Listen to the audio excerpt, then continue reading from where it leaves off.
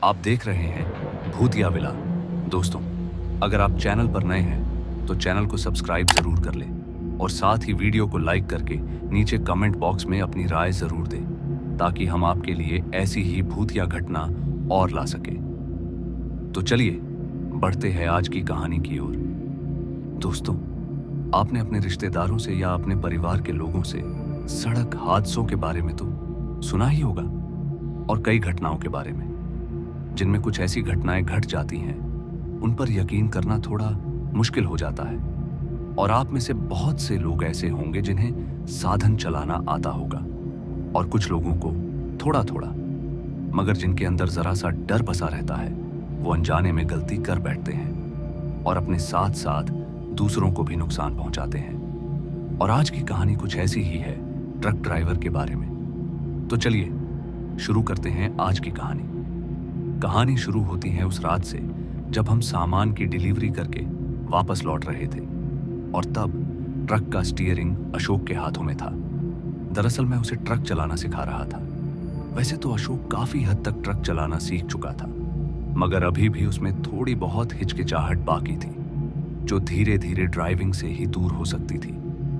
अशोक अभी भी ट्रक को धीरे धीरे ही चला रहा था जबकि पूरा रास्ता खाली ही पड़ा था।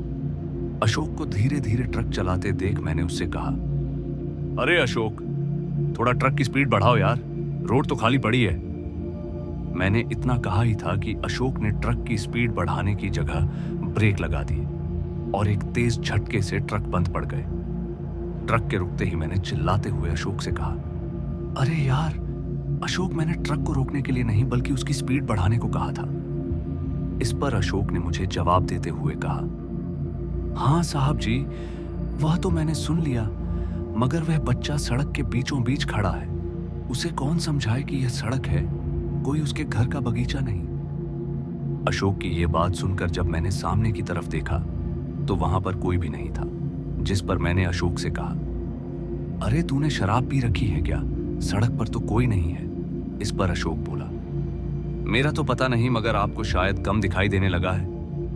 यह कहकर अशोक ने 3-4 बार ट्रक का हॉर्न भी बजाया और फिर ट्रक स्टार्ट किया, मगर मुझे उस वक्त कुछ भी समझ में नहीं आया। लेकिन जब वहां से कुछ दूर आगे जाने के बाद फिर से अशोक ने ट्रक रोक दिया। ट्रक के रुकते ही मैं अशोक से बोल पड़ा, अरे यार, फिर से कोई बच्चा सामने सड़क पर आकर खड़ा हो गया है क्या? तो इस पर अशोक बोला, अरे हाँ गुरुजी, ये बच्चा तो बड़ा ही शैतान है, देखो ना, फिर से सड़क के बीच में आकर खड़ा हो गया है।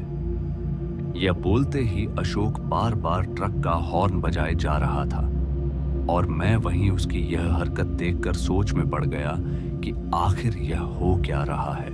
इससे पहले मैं अशोक को कुछ बोलता कि अशोक ट्रक से नीचे उतरा और सामने सड़क पर जा पहुंचा और वहां पर गुस्से में किसी को डांट रहा था, मगर किसको, वह तो कोई भी नजर नहीं आ रहा था। अशोक को ऐसे देख मुझे अब थोड़ी चिंता होने लगी थी। फिर अशोक वापस ट्रक में आया और ट्रक स्टार्ट करते हुए बोला, बड़ा ही पागल लड़का था, मान ही नहीं रहा था बिल्कुल भी। इस पर मैंने अशोक को बोला, सुन, तू स्टीयरिंग छोड़, अब मैं ट्रक चलाता हूं तो थोड़ा आराम कर ले, वैसे भी तू थक गया होगा। मुझे उस वक्त लगा कि अशोक का ट्रक चलाना बिल्कुल भी ठीक नहीं रहेगा। फिर वहां से मैंने ट्रक का स्टीयरिंग अपने हाथों में ले लिया। अभी मुझे ट्रक चलाते हुए कुछ ही देर हुई थी कि मुझे ट्रक के ब्रेक लगाने पड़े और जैसे ही ट्रक रोका कि अशोक बोल पड़ा, क्या हुआ साहब जी, अब आपने ट्रक क्यों रोक दिया? इस पर मैंने कहा, अरे यार, शायद एक बच्चा ट्रक की चपेट में आ गया है और मेर से ट्रक कंट्रोल ही नहीं हो पाया। अशोक ये सुनते ही ट्रक से नीचे उतरा, यह देखने के लिए कि सचमुच ट्रक के नीचे कोई बच्चा आ गया है या नहीं। अशोक ट्रक से नीचे उतरकर ट्रक के नीचे देखते हुए बोला, साहब जी, यहां तो कोई भी नहीं है, लगता है आपको कोई वहम हुआ है। यह सुनकर मैं हैरान हो गया क्योंकि मैंने सच में अभी अभी एक बच्चे को कुचल दिया था। मैं अपनी तसल्ली के लिए ट्रक से नीचे उतरा, ये देखने के लिए कि सच में कोई चपेट में तो नहीं आ गया। ट्रक से उतरने के बाद मैंने सही से देखा तो वहां पर कोई भी नहीं था। तभी अशोक ने कहा, चलो साहब जी, यहां से अब निकलते हैं, रुकने का कोई फायदा नहीं। फिर इस पर मैंने भी कहा, हाँ चलो यार, वैसे भी ये जगह कुछ ठीक नहीं लग रही।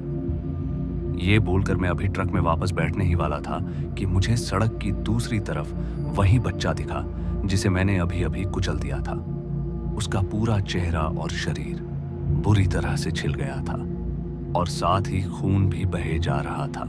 यह देखकर मुझे लगा कि मुझे उस बच्चे की मदद करनी चाहिए। इसलिए मैं उस बच्चे को आवाज देते हुए कहा, अरे सुनो बेटा, तुम ठीक तो हो ना? कुछ मदद चाहिए तो बता सकते हो। वो बच्चा मेरे इतना कहते ही वहां से भागने लगा और उसके पीछे पीछे मैं। उसके पीछे भागते हुए मैं उससे यही कह रहा था कि तुम डरो नहीं, मैं तुम्हें कुछ नहीं करूंगा। मगर वह शायद बहुत ज्यादा ही डर गया था, जिस वजह से वह रुक ही नहीं रहा था। तभी भागते हुए मेरा पांव किसी चीज में एकदम से फंस गया और मैं वहीं गिर पड़ा, जिस वजह से मैं थोड़ी देर के लिए चक्कर खाकर पड़ा रहा। फिर जब मैं उठा तो सामने वह बच्चा बैठा हुआ था जो बहुत ही डरा हुआ लग रहा था। मैं उस बच्चे की ओर बढ़ ही रहा था कि मुझे लगा कि मेरे पीछे कोई है। फिर मैंने जैसे ही पीछे पलट कर देखा तो मैंने पाया कि एक औरत जो हवा में उड़ रही थी और मेरे एक हाथ की तरफ बड़े ही गुस्से में देखे जा रही थी।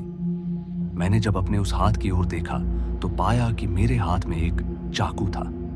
मैं उस चाकू को अपने हाथ में देखकर चौंक गया और मैंने तुरंत ही उस चाकू को नीचे फेंक दिया, मगर तब तक बहुत ही देर हो गई थी। फिर उस चुड़ैल ने मुझे मेरे बालों से पकड़ा और मुझे घसीटते हुए सड़क पर फेंक दिया। तब तक मेरा पूरा शरीर भी उस बच्चे की तरह छिल गया था। खैर, मेरी आंखें अब बंद होने को थीं। फिर तभी मेरा खलासी अशोक भागता हुआ आया और मुझे सहारा देते हुए ट्रक में बैठाया और फिर तुरंत ही ट्रक अस्पताल की ओर रवाना कर दिया।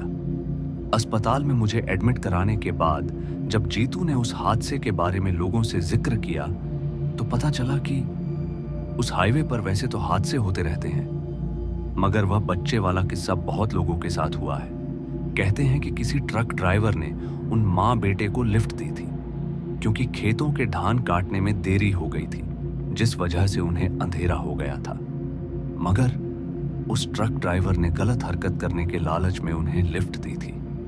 उस औरत के साथ पहले तो उस ड्राइवर ने जबरदस्ती करी और उसके बाद उसके सीने में चाकू घुसाकर उसे मार दिया और वहीं उस बच्चे को ट्रक से कुचलकर।